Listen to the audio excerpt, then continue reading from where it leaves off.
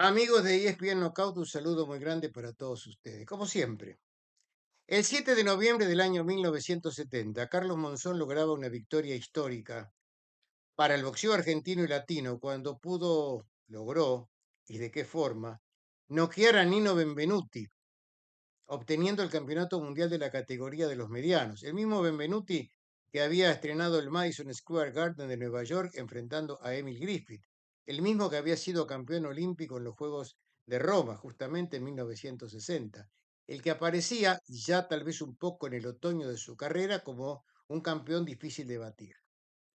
Claro que toda pelea y todo triunfo tiene una historia. Monzón no llegó a esa pelea de casualidad. Hubo mucho trabajo detrás. Primero, su conducta. Un tipo muy profesional, un hombre que sabía demoler a los rivales, no tenía piedad, no brillaba como bailarín, pero en el ring era una máquina, no llenaba el Luna Park, pero su presentación siempre era sinónimo de destrucción y knockout. Detrás de él, por supuesto, un gran técnico, Amílcar Brusa, que lo tomó casi en sus comienzos y que supo guiarlo no solamente en el ring, sino también en la vida como un segundo padre. Lo cuidó en todo sentido. Y detrás todavía, Tito Lecture, Juan Carlos Lecture, el promotor de Luna Park, que confió siempre en Monzón. De hecho, lo fue llevando para que pudiera trepar en el ranking mundial, trayéndole boxeadores de afuera, estadounidenses, la mayoría norteamericanos, incluyendo a un por ese entonces desconocido Benny Briscoe. Mientras Monzón peleaba y ganaba, mientras Bruce lo entrenaba, Lecture viajaba a las convenciones de la AMB para conseguir la chance que finalmente, después de una larga espera, le fue concedida. Bolsa, $15.000. Promotor Sabatini, el manager de Nino Benvenuti era Bruno Amaducci. Le dieron la pelea porque no tenían en ese momento otro gran rival en perspectiva, porque Monzón había llegado a ser el número uno oficial, retador oficial del ranking, porque le iban a hacer en Roma y porque en realidad eran muy pocos los que creían en Carlos Monzón. Esta es la historia. No existía internet, no existía YouTube, era muy difícil verlo y cuando lo veían serían recortes de películas de Luna Park, nada más. Además, eso no demostraba lo que era Lecture y mucho menos lo que era Monzón. Lecture no escondía nada y Monzón tampoco. Llegó a ofrecer mucho dinero para que viniera al Luna Park y como dijo años después Tito Lecture, por suerte me dijeron que no, porque había ofrecido una cifra que después iba a saber que iba a ser muy difícil pagar. Se fueron en silencio. Monzón, Brusa, José Meno, sparring de lujo, de una gran experiencia internacional, Patricio Russo Seivane, que vendió un auto para poder viajar, era el preparador físico. Por allí estuvo también adosado a todo el equipo el inefable Ringo Bonavena y por supuesto Tito Lecture. Se fueron en silencio porque en Ezeiza hubo muy pocos para despedirlo, a tal punto que Bonzón dijo, mejor así, así tengo tiempo de abrazar a cada uno de ellos antes de irme. Hasta que llegó aquella fecha, Monzón por supuesto cumplió con todo su entrenamiento, pero había un problema con las manos porque necesitaban ser infiltradas. Así que hubo que hacer unos cuantos esfuerzos hasta que finalmente el Toto Lorenzo, argentino, técnico de fútbol, logró conseguir un par de médicos que infiltraran las manos de Monzón con un efecto que podía durar una hora, o sea que tuvieron que llegar al hotel, infiltrarlo y salir corriendo para el Palaceto del Sport con Monzón ya vestido de boxeador, porque si no se corrían el riesgo que si lo hacían antes se venciera el efecto. Así subió Monzón al ring. Santos Nicolini se había jugado una patriada, había vendido un departamento y había logrado comprar los derechos de radio y televisión. Así era el tiempo y el negocio en esa época de blanco y negro. Fue un sábado a la tarde. Buenos Aires se paralizó porque Nino Benvenuti era muy popular a través de varias películas que había hecho y porque Monzón era argentino, no lo conocían tanto. Sabían que era un santafesino bravo, pegador y duro, y en definitiva, como suele ocurrir, siempre nos volcamos un poco más por el presuntamente más débil. Sí, dije presuntamente más débil, no era el más débil. Cuando llegaron a los vestuarios, Alfredo Capeche, que era el jefe de boleterías del lunes que había viajado, empezó a darle grandes golpes a la pared del vestuario. Y al lado estaba Benvenuti, así que vino un allegado y preguntó qué pasaba, medio preocupado, porque eran unos golpes que parecían que iban a voltear la pared. Y Capeche, que atendió al visitante, le dijo, no, no es nada, no, estaba Monzón practicando algunos golpes. Ya Nino había recibido el primer aviso cuando en el pesaje se le ocurrió tocarle el glúteo a Monzón, que lo miró con una mirada que le hizo pensar y saber a Nino que ese muchacho no había ido a boxear, sino a pelear, porque le cruzó la mirada ofendido e indignado, como diciéndole, ya te voy a agarrar. Y lo agarró. La pelea fue tremenda, porque Monzón desde el comienzo impuso todo aquello que había aprendido con Brusa primero, ex luchador de catch, y con Meno después.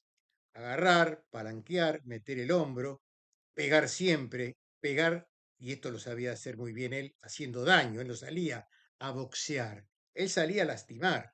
Él decía, el rival que tengo enfrente significa más pan para mis hijos, así que yo tengo que ganar de cualquier manera. Benvenuti, que era el galán de la noche, se dio cuenta que esa noche no iba a ser suya porque tenía enfrente a un hombre que como un robot seguía avanzando y pegando y al cual no podía dominar con su mejor boxeo, que era, por cierto, muy bueno. Así que paulatinamente Monzón, con golpes a los flancos, con golpes hasta en los brazos. Yo me acuerdo que una vez, charlando con Jean-Claude Boutier, me dijo, Monzón te pegaba acá y te dolía, te pegaba acá y te dolía.